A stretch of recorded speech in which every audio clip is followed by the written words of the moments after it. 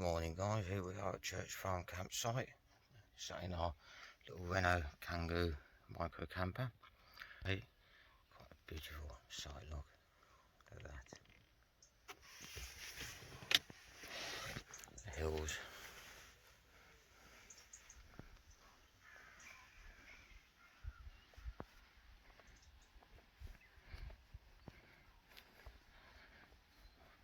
Wild stock. Little sheep and cows up in the fields there. You walk along their fields all the way down there. Right the way down, beautiful walk across the cliffs, beautiful scenery, it looks out over the sea and everything. Come out to a castle down that end. Go all the way back up that way. And carry on up. What's another big massive viewing point on top of a big cliff. Beautiful scenery up there.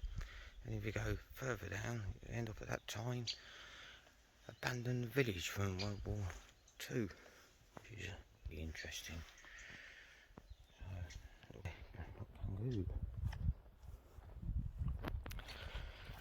You guys are wondering where I keep all most of my stuff. Unfortunately, it's all dumped in there.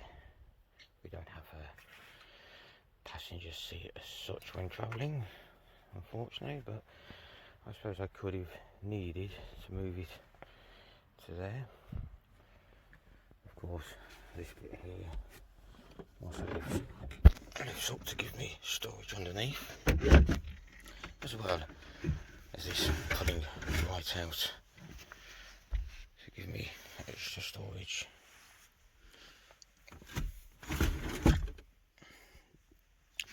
I've not quite decided what to do with the footwells here. If anybody's got any ideas or comments, please leave them in the comment section for me. I do have plugs and USB. I haven't currently connected that up because the outside socket I bought I felt was a bit too big for the body and take up more space, so my plan is to attach one at the bottom of the van rather than there. So that's a project to be done when I get back home off my travels. For any of you that's not seen any of my videos, this is part of the diesel heater, which basically runs off a diesel heater which is hidden away in there. Currently, I can't get that on doing all the bed and that. It's a little bit difficult there with one hand, but if you'd like to see that, please have a look at my other videos. That is obviously the diesel tank. The diesel heater actually runs out through the floor underneath there. It has an exhaust that goes out, and it also has an air intake. There's also an air intake just behind here, so sucking in air from the inside as well as the outside. I also fit myself a little speaker in the rear. Now this is my little pride and joy of these shoes. I have spent a couple of nights in there, so it's not the most tidiest. I also have a little gas burner there. I also have this little whale tap, which I decided to have this rather than electric because it meant it's one less thing draining the battery. Considering I'm only in a small space, I only have one leisure battery in here. Unfortunately, I don't have the two. Obviously the leisure batteries run off a split charger, which runs from a relay from the front of the engine through to the back with two fuses in between. If I remember correctly, there are 10-volt fuses in each one, just in case anybody's struggling for instructions on that. If anybody would like a video of how I've wired that up and connected it up, please leave a note in the comments. I'll be happy to do that for you. Of course, this is works quite simply, just as good as an electric one, really. Just a lot more basic. I'm also told they're a lot more reliable, and they're slightly cheaper than the electric. I'm going to be off on my travels today. I haven't quite decided where I'm going yet.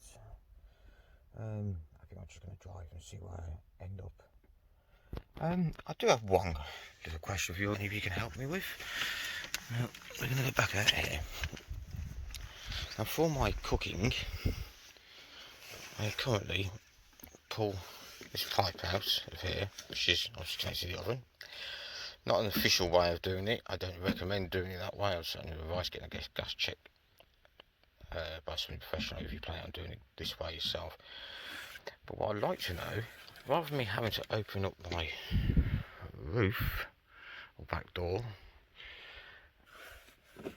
how could I have this on the outside with some kind of connector? So I could permanently have the gas bottle outside without having the door open, which would be ideal in the winter when you don't want it open or it's raining, etc.